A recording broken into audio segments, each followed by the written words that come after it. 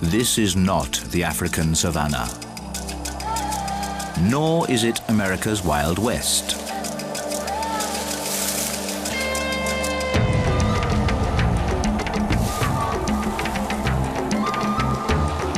It's not the Sahara Desert.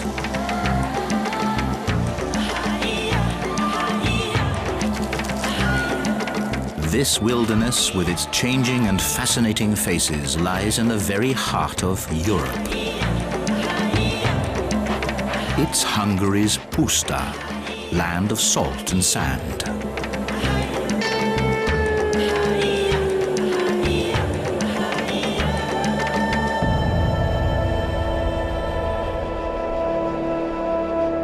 Late January, at 20 below zero, even a slight breeze cuts like a razor. Yet this harsh landscape is the setting of a homecoming story.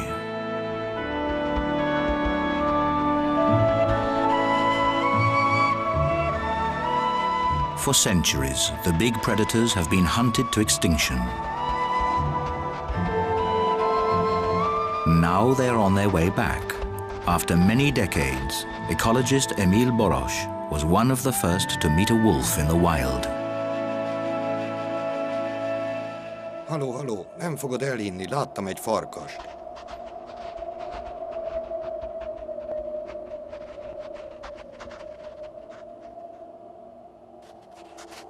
Some of my colleagues had already found tracks. It was one of the most exciting moments in my life. Meeting a wolf here was like returning into days long gone. In Central Europe, not far from Budapest, Hungary's capital, there is a landscape of sand dunes, salt lakes and grass, the Puszta of Kiskungság. In the 1970s, it was made a national park, and ever since, step by step, wildlife has been returning.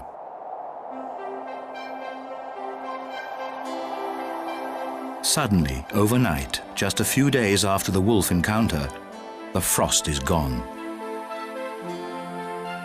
The abrupt weather change is characteristic of the Puszta.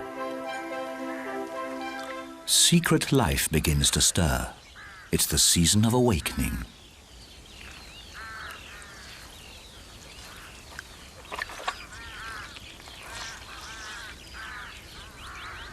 The wolf has passed the test of winter in the Puszta. Now he meets characters he may have never seen before. A European pond turtle meeting a wolf in Central Europe is rarity put to the square.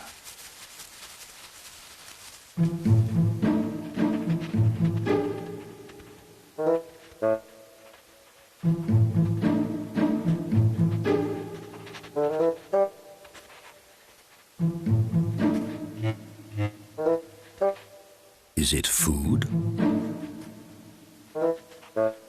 To the wolf, the European pond turtle is as exotic as it is to most modern Europeans. In the Dark Ages, this reptile was common across much of Europe, until the church decided it was a fish, to be eaten on fasting days. That was a death sentence as effective as the one pronounced over the wolf.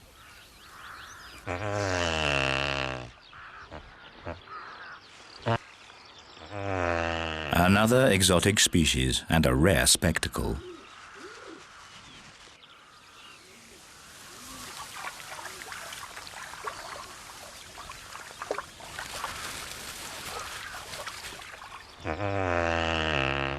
Great bustards have gathered for their courtship ritual.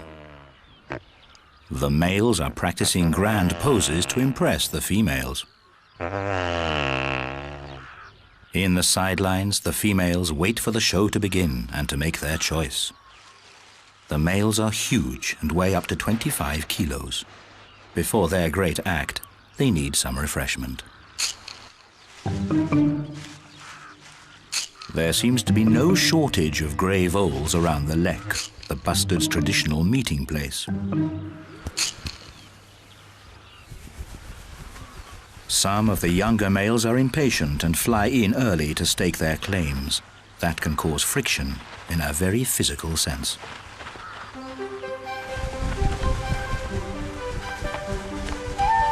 In spring, the Puszta lakes serve as a stopover for millions of migrant birds.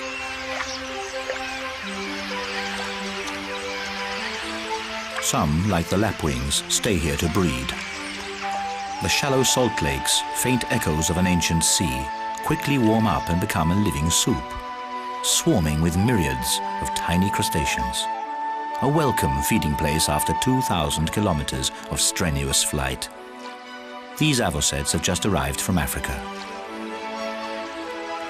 Almost 1/3 of Europe's avocets breed in the Puszta.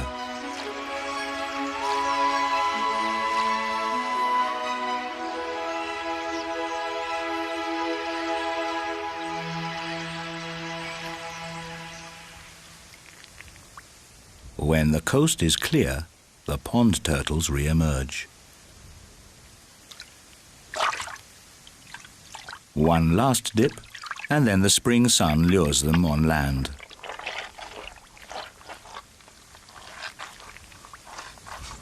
After spending the entire winter buried in the mud, this female now sets out to find a warm and safe place to bury her eggs. It may be a long and arduous journey. Undeterred by heat and storms, the pond turtles often march for weeks through grassland and dunes until they feel they have found a perfect nesting ground. During their wanderings through the desert, they hardly eat. Locals call the tumbleweed or prickly glasswort the devil's wheel because it's considered a bad omen, foreboding sandstorms.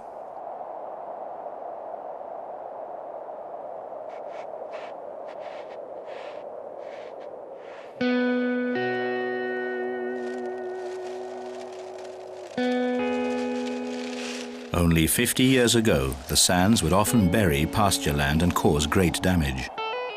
"The sand is our enemy," the Communist Party wrote on their red banners. "We will fight it, and we will win that war." The 50s were a time of optimism in Hungary. People felt that anything was possible. Man, and not nature, was to dominate the world. The sands burying roads and cutting off villages. This was no longer to be tolerated.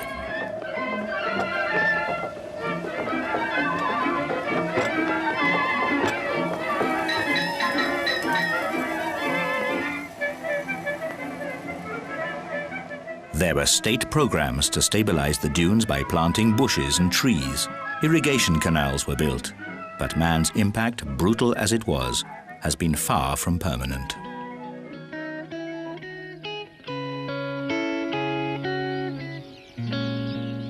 The winner, in the end, seems to be nature. What has changed is the human attitude towards it.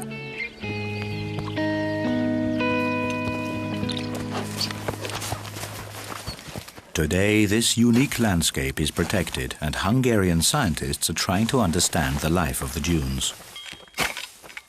In Hungary, we have Europe's last migrating dunes, yet we know very little about them. Carefully, and with our bare hands, we stripped away some of the vegetation in order to study ecological relations between plants and insects.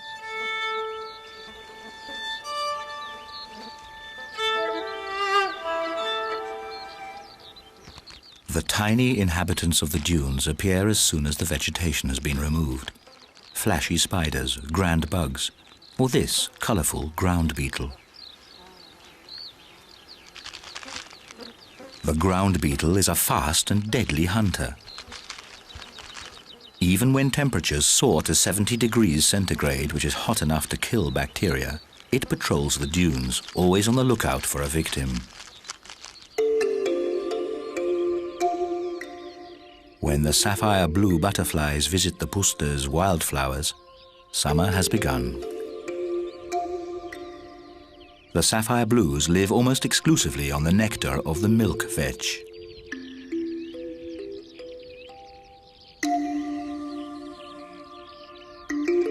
They also lay their eggs on this endemic plant, and their caterpillars depend on its leaves.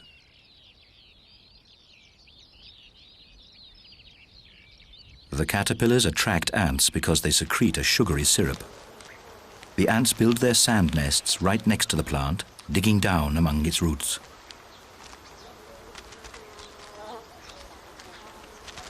Again and again they return to milk the caterpillars. They seem to be addicted to their syrup.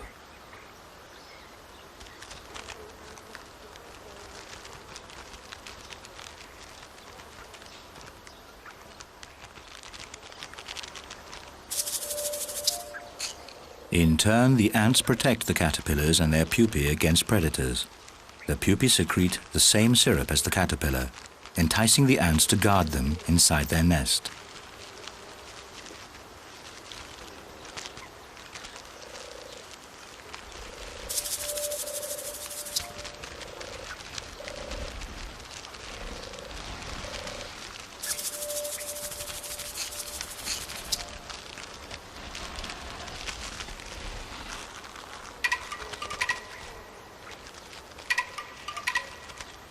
But the greatest danger to the little dune ants and the sapphire blue pupae are hostile armies of horse ants. The dune ant soldiers mobilize to fend off the attack.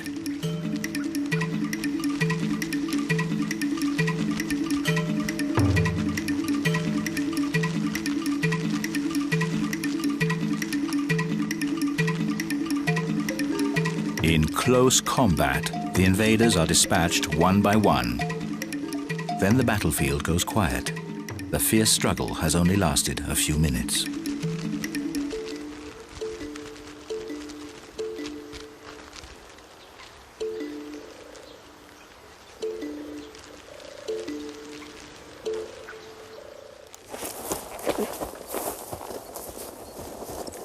Today, the dunes between the Danube and the Tisa River are a strictly guarded natural reserve, where the original vegetation and wildlife can flourish. In early summer, feather grass sways in the wind. When the grass seeds mature, the wind carries them for miles. The grass has always wandered with the dunes.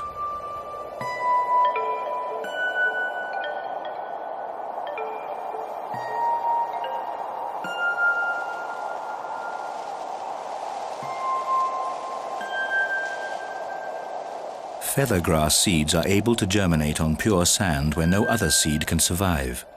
Gently carried by the breeze, the tip of the seed probes the sand for a perfect place to anchor. As soon as it sinks in the sand, the wind movement drives the tip deeper and deeper.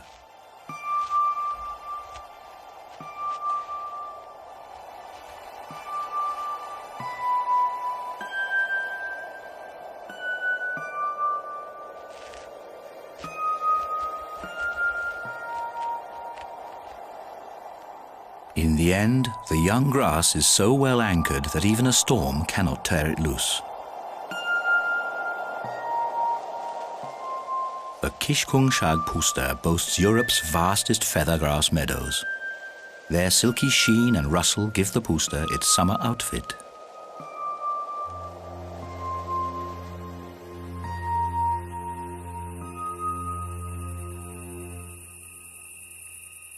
Meanwhile, the pond turtle is approaching its destiny.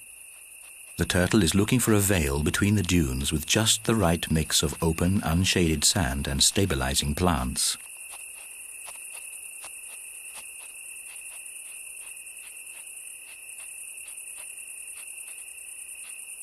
Many miles from the pond, she lays a clutch of up to 10 eggs.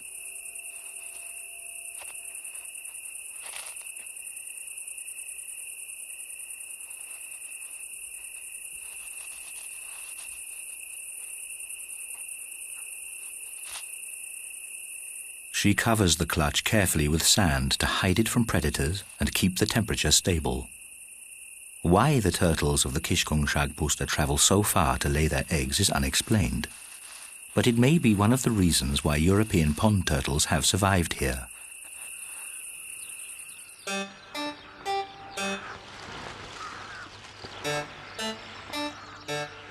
Once the great bastards are ready for their courtship dance, the spectacle goes on for several days. Necks bloated, feathers waving and beards raised, the males perform with elegance. each trying to outdo the competitors.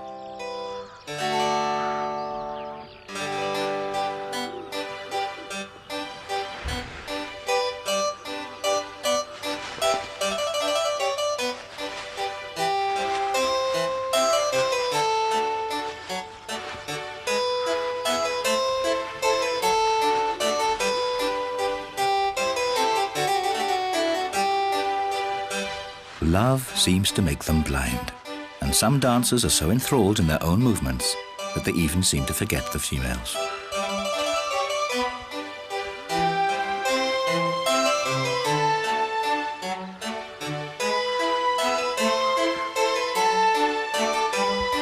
The wolf is becoming a frequent visitor, but he's not coming for the bustards. The young geese have hatched.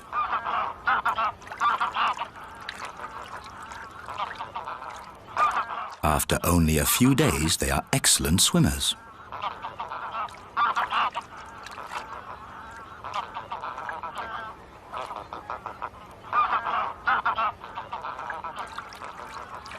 Out on the open water, they are relatively safe from predators, and their parents guard them aggressively.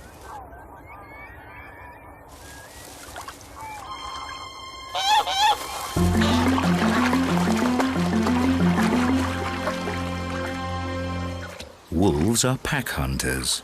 For an individual alone, it is hard to make enough kills. The success rate is less than 10%.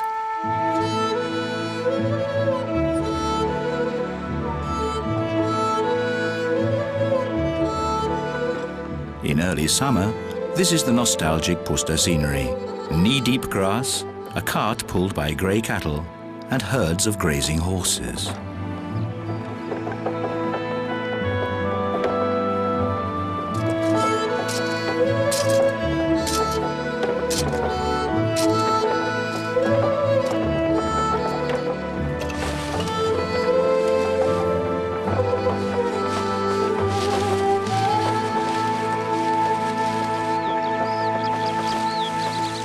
This, however, is unusual.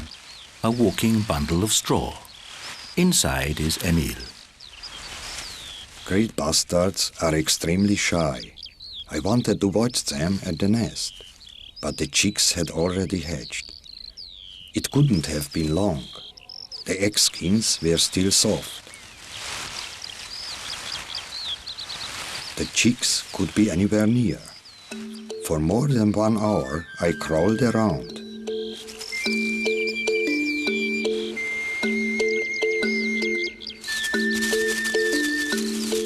When I saw the badger, I worried.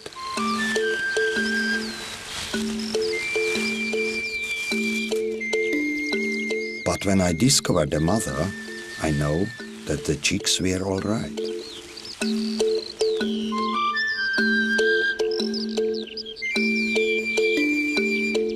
It was the first time I had seen bustard chicks in the wild.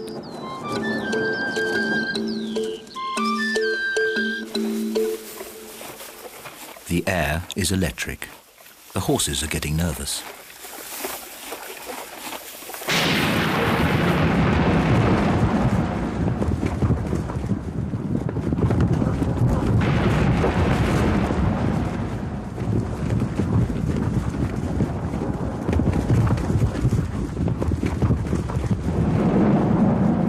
Dry thunderstorms are frequent between Danube and Tisa. Mile-high cumulus clouds shoot up into the sky.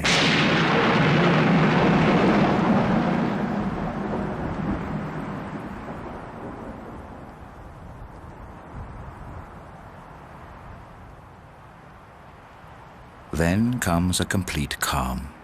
Even the slightest breeze abates.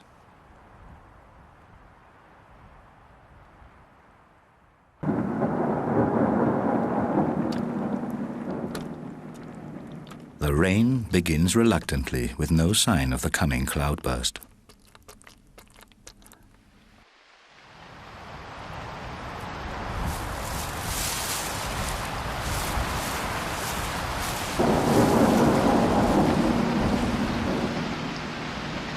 For the animals, the rain is just a brief relief from the heat.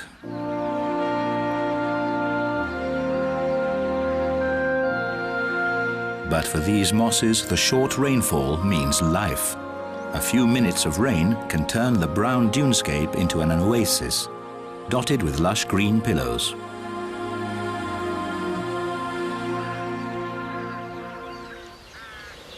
The moist sand and lush plants have lured snails from their hides. The weather has triggered something in their hormone system and made them start their mating ritual.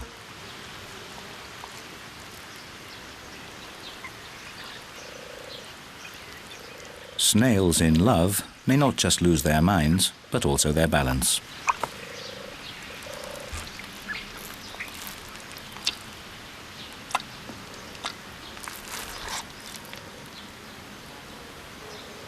An edible snail may be mouth-watering, but for the pond turtle, it's not exactly an easy meal.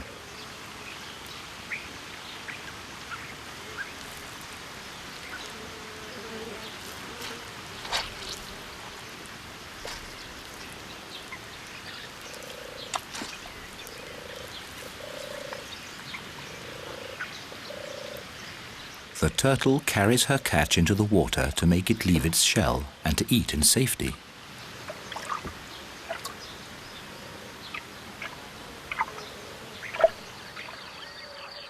The otter might have a similar problem with the turtle. Fish may be harder to catch, but they are easier on your teeth. Life is most prolific along the water's edge. A muskrat family has settled here, and the young are just beginning their diving practice.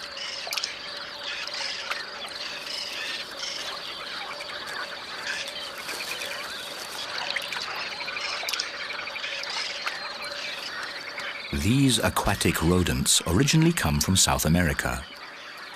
They were brought to Europe at the turn of the 20th century and have quickly spread out.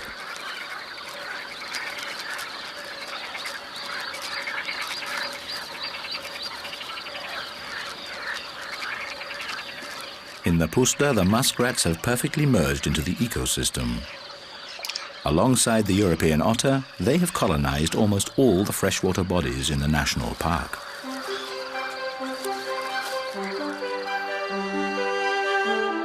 Just before the height of summer, the entire Puszta, land and water, abounds with wildflowers.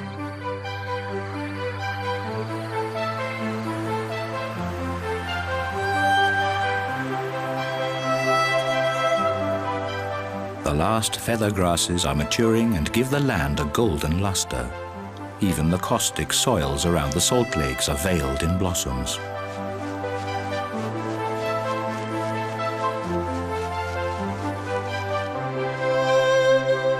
Some of these salt-resistant plants are also found along the Mediterranean seaboard.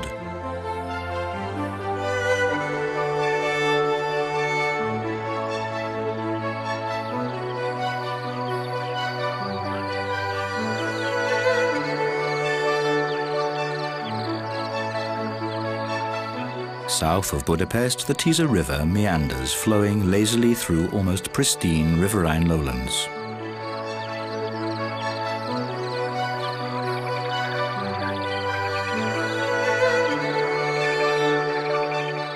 Grey herons fish the backwaters of the Tisza.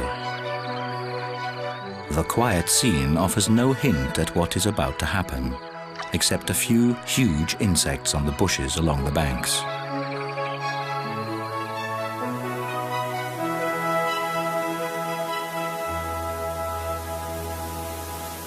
All of a sudden, the river erupts. As if on command, myriads of mayflies emerge from the water.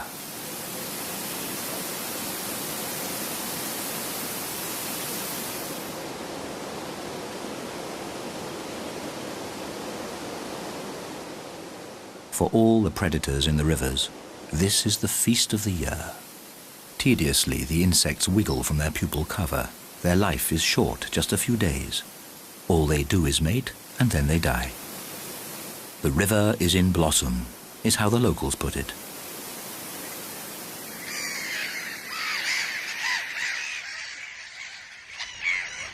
Mediterranean gulls have chosen an island in a salt lake to breed because here they feel safe.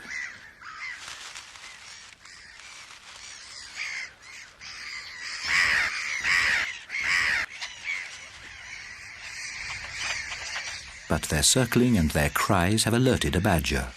The gulls try to frighten it off. Badgers are a ground breeder's nightmare. In a single raid, it can destroy all the nests on the island. And once a badger knows where to look, it will not hesitate.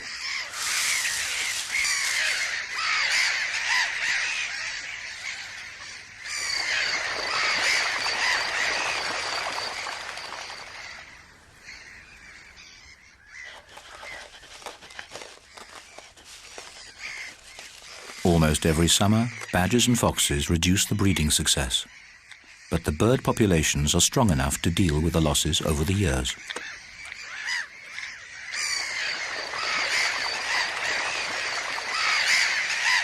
In the end, the intruder is enervated by the gull's screams, or his hunger was not so great after all.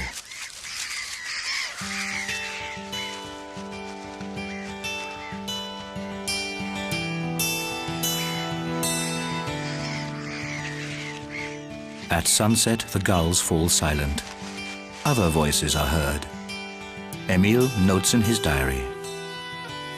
June 29th. To attract the legendary master of camouflage, I played a recording of its own call.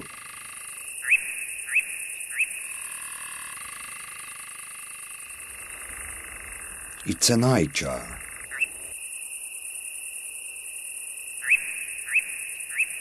Its flight is absolutely noiseless, like that of an owl. Its eyes gave a ghostly reflection of my torch.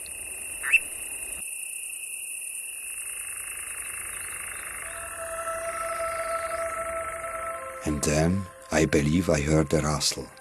Maybe I had dozed off and was dreaming, but I remember seeing a wolf family.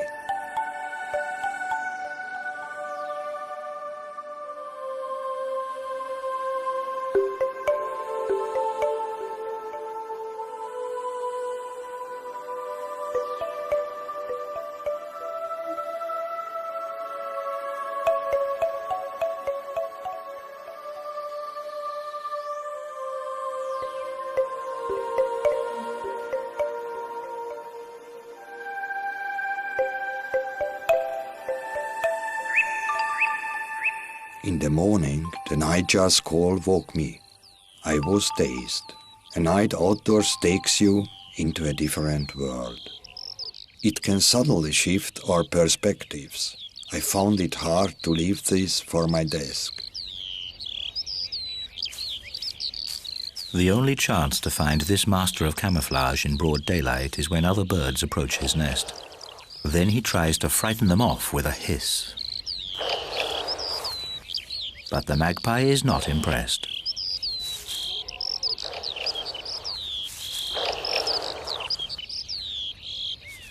If threatened, the nightjar sits motionless.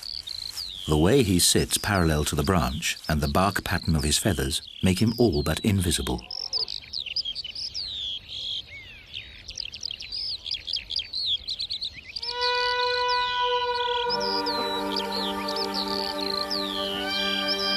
In the Puszta, sand and sun are the cradle of life.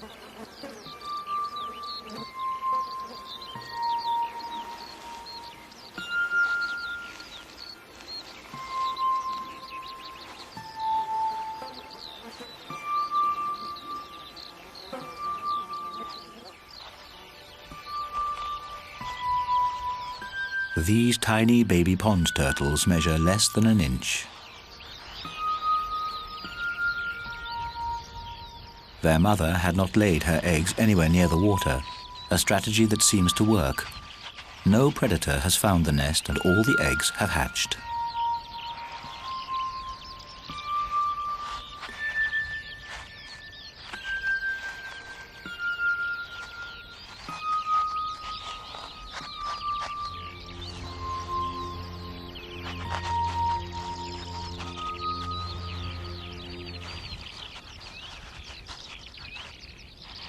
The little turtles march off in different directions, so predators can never get all of them.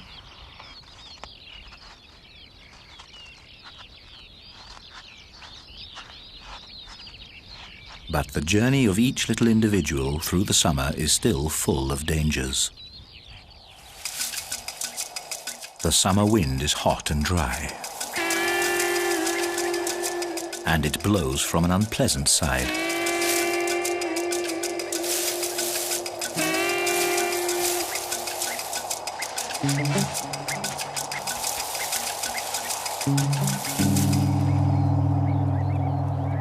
Ground breeders are not only threatened by predators. Plants at large, like the prickly glasswort, can also be a menace.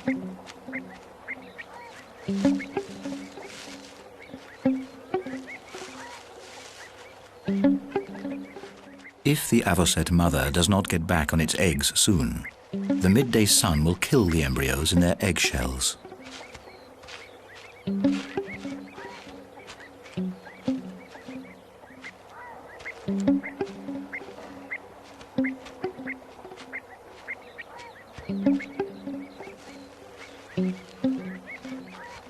The mother refuses to give up, and she does make it just in time.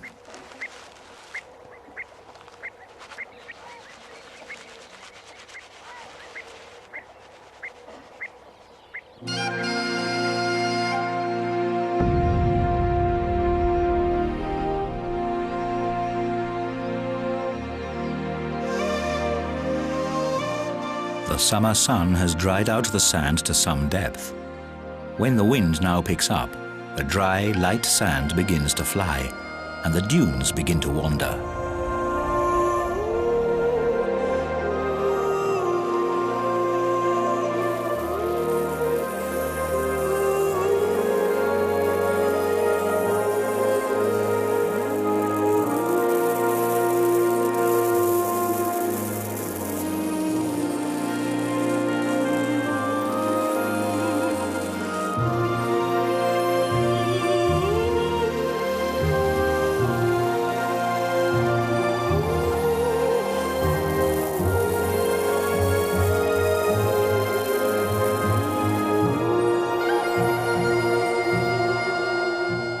A wandering dune buries everything in its path. Every day of wind brings subtle changes to the landscape. The dune itself changes its shape as it slowly rolls on.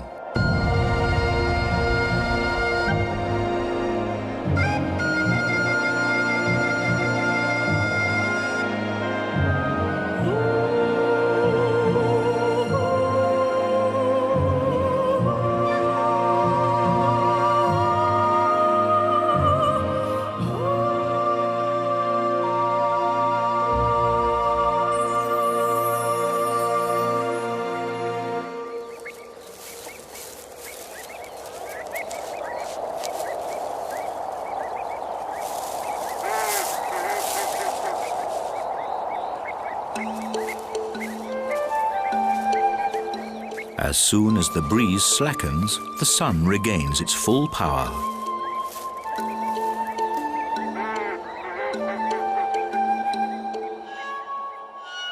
At the height of summer, the lakes begin to shrink.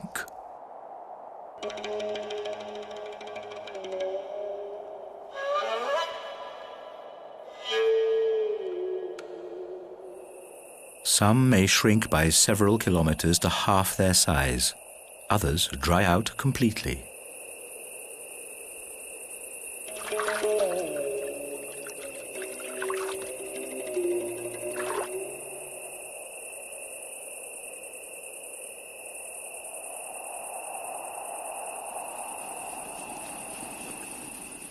In the treeless landscape, the sheep press together to escape the dry heat, seeking each other's shade. In the midday sun, they stay motionless for hours.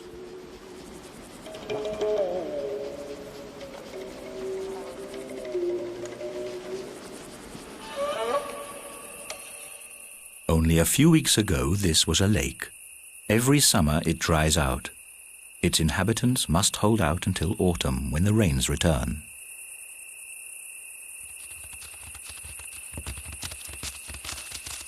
For the badger, the dried-up lakes are a great place to hunt. In the cracked ground, insects, snails, frogs and toads seek shelter from the sun.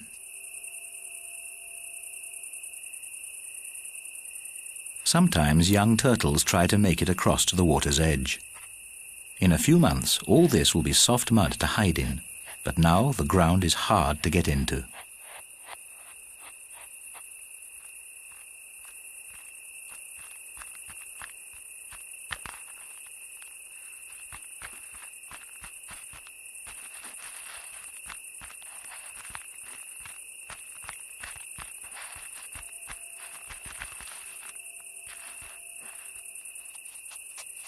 Badgers are truly omnivorous, opportunists that find food anywhere. The young turtle is still too small to rely on the protection of its shell. A badger's powerful jaws could crack it with ease.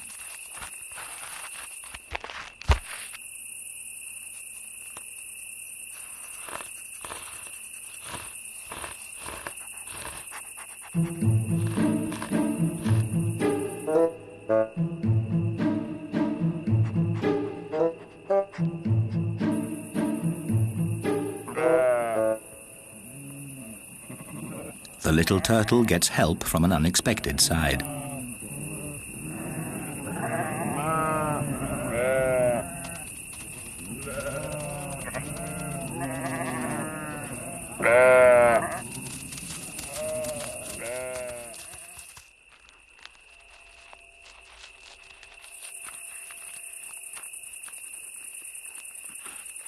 A few young turtles have made it to the water. Instinctively, this is where they feel at home.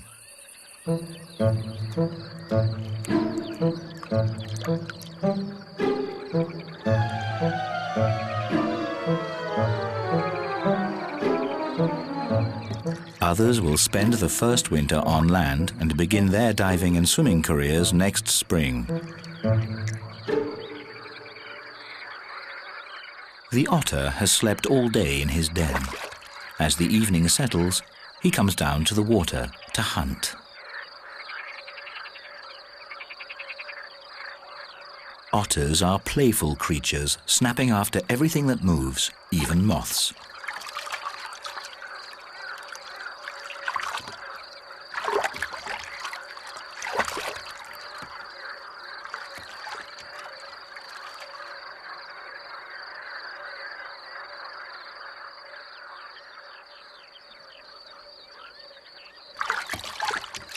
But before the night is over, he needs to make a serious catch.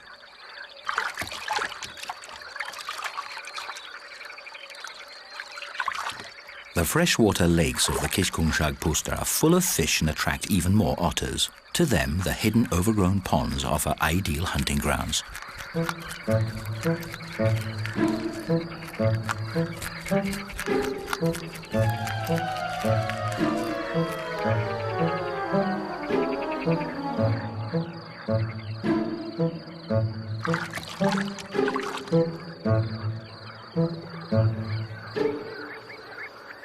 Apart from the glasswort incident, the young avocets have grown up without problems.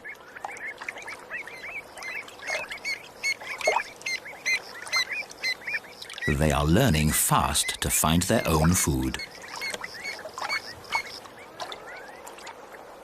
One of the parents is always close by.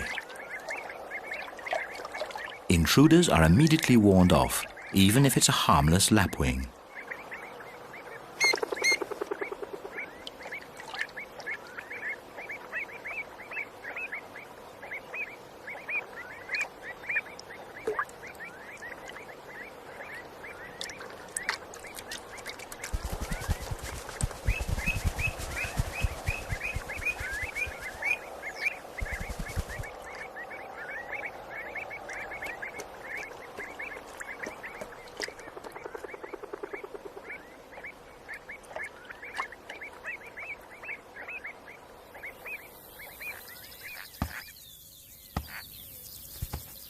Most of the young birds on the Puszta have left their parents by now. Only a few rollers are still feeding their young. Today, frogs are on the menu.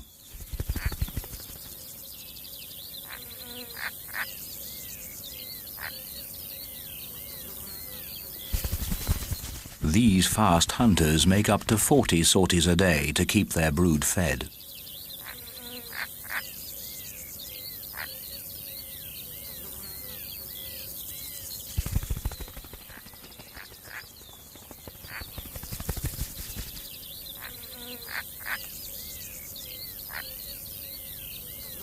Other young rollers have already left their hollow tree and are fending for themselves.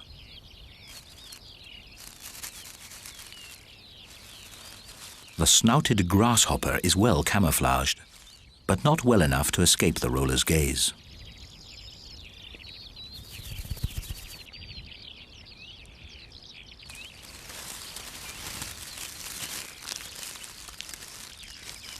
To the human eye, this insect looks like a blade of grass.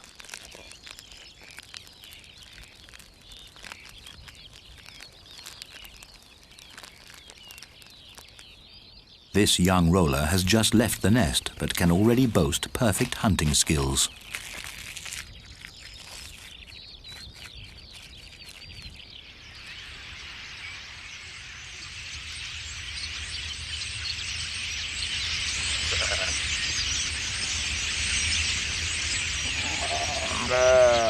In late summer, flocks of young starlings and their parents circle around the Kishkungshag herds. The sheep tolerate the birds because they keep the millions of bloodthirsty gnats and horseflies at bay.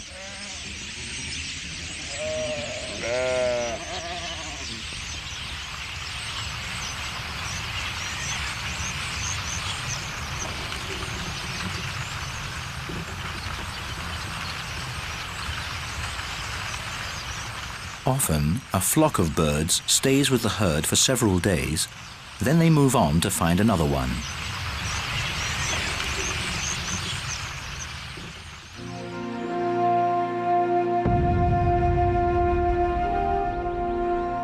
Autumn comes early in the Puszta.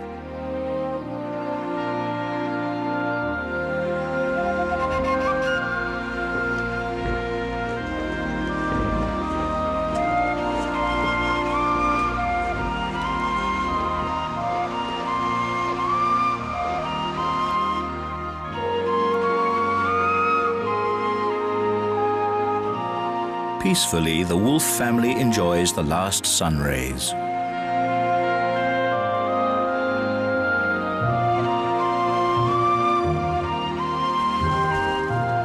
The wolves seem totally relaxed. But suddenly the group begins to move. Wolves are brilliant hunters when they work in a pack. The days of the lone and hungry wolf are over.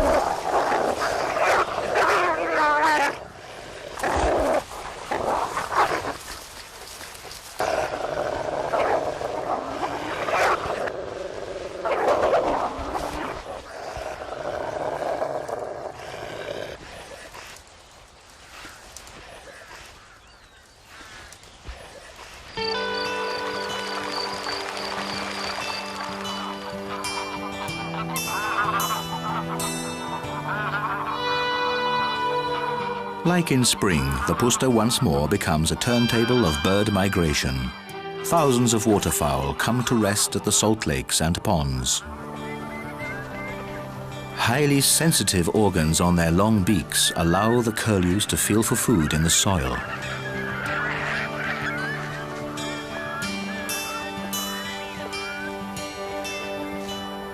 Before the long flight south, the birds gather strength one last time. Every time I see this, I wonder how the world would be without birds, without their calls and songs, with the skies deserted.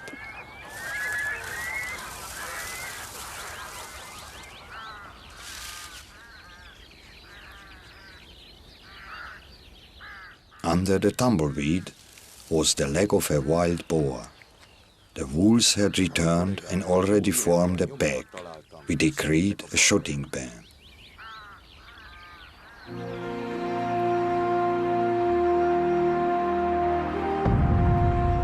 When winter comes, the colors of the Kishkungshag Puszta fade away, and it becomes a lonely place. But in recent years, big predators have made the winter landscape come to life.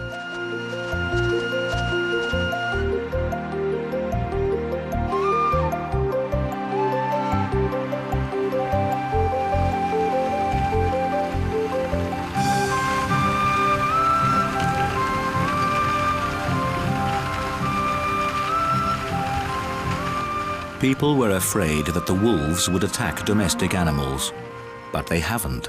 The 70-kilometer march of the grey cattle to their winter pastures has not been disturbed by wolves.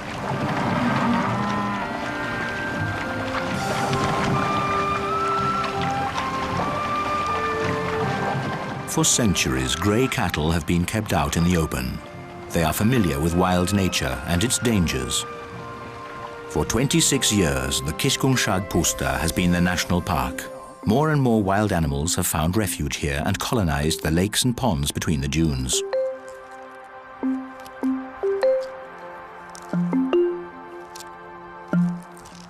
The European otter is again a familiar sight.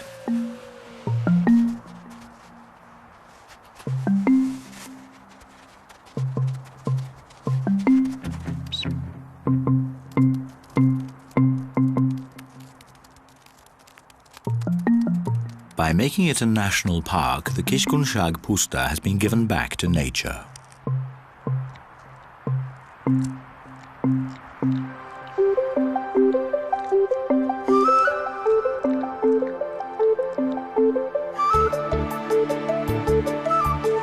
The wolves have been the last of the exiles to return.